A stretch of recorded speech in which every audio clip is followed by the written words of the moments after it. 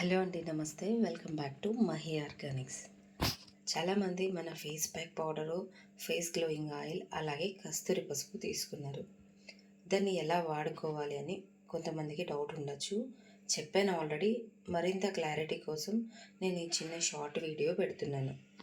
ముందుగా మనము ఒక బౌల్ తీసుకోండి. ఆ బౌల్లో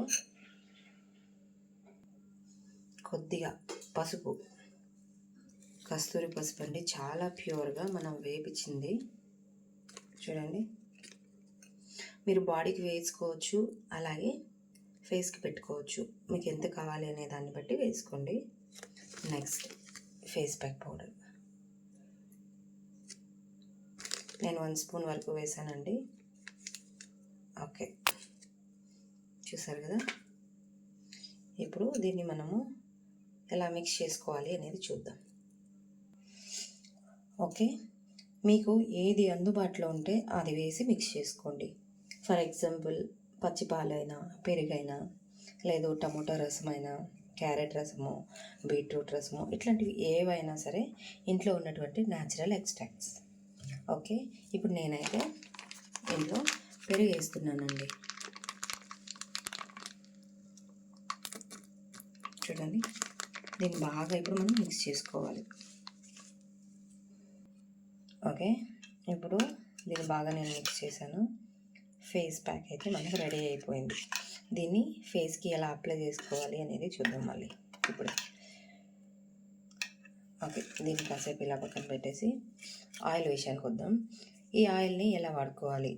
ఫస్ట్ ఫేస్ పైన ఎటువంటి క్రీమ్స్ కానీ, ఏది డస్ట్ కానీ లేకుండా మంచిగా సోప్తో వాష్ చేసుకొని రండి.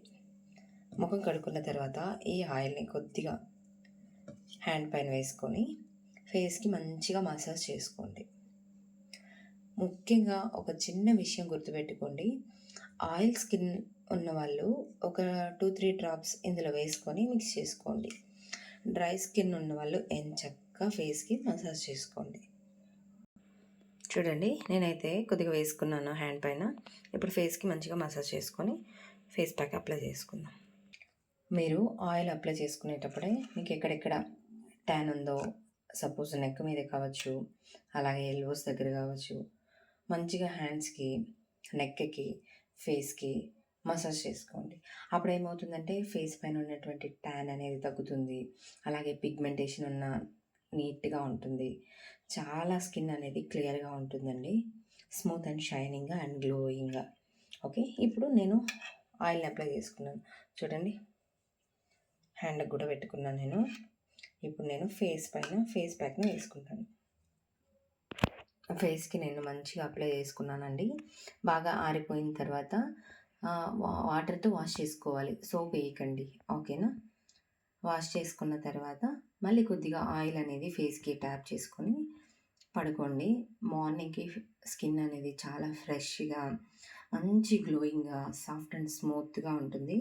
అలాగే ఏజ్ అనేది పెరుగుతూ ఉన్నప్పుడు ఫేస్ పైన ఉన్నటువంటి రింకిల్స్ ఉంటాయి కదా, అవన్నీ కూడా రాకుండా చాలా అంటే చాలా బాగా యాంటీ ఏజింగ్గా వర్క్ అవుతుందండి. ఎటువంటి ఫైన్ లైన్స్ లేకుండా కూడా స్కిన్ అనేది రేడియంట్గా కనిపిస్తుంది. ఓకే, ఇది చూడండి, ఇలా ఇలా పెట్టుకోవాలన్నమాట ఫేస్కి కూడా. ఓకే అండి, ఇంకేమైనా డౌట్స్ ఉన్నా నాకు మెసేజ్ చేయండి అండ్ కామెంట్ సెక్షన్లో కామెంట్ చేయండి. Thank you for watching. Bye bye.